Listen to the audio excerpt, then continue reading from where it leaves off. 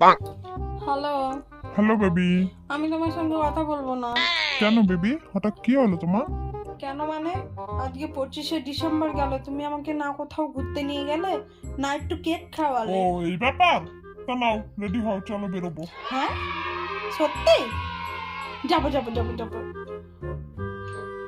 কিন্তু মা কি বলবে? মাকে আমি কি বলবো?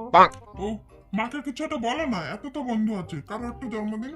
আচ্ছা দাঁড়া দাও, মাকে বলে আসি। ঠিক আছে ঠিক আছে, চলো। ও মামা, একটা কথা ছিল, আজকে একটু না ঘুরতে যাব।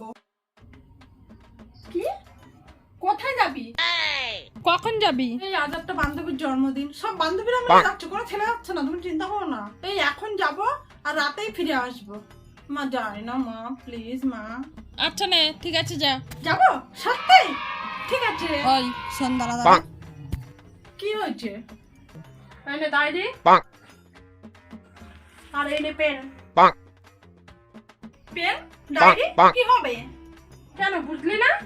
তোর বন্ধুদের নাম্বার আর তার মায়েদের নাম্বার, সঙ্গে তাদের অ্যাড্রেস ওখানে ডায়েরিতে লিখে দিয়ে যা। মা, এইসবে কি দরকার?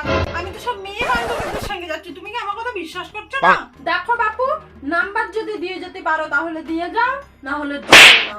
আমার তো ফোন করে জানতে হবে নাকি তুমি বন্ধুদের জন্মদিনে যাচ্ছ, তাও আবার এত রাতে। নাম্বার দিয়ে যেতে পারলে যাও, না হলে যেও না, ব্যাস। আরে মা, এইসবে কি দরকার? তুমি যেতে দেবে না তো? যাবই না, রইলো গাইতে। ওটাই ভালো, তোকে যেতে হবে না, তুই ঘরে গিয়ে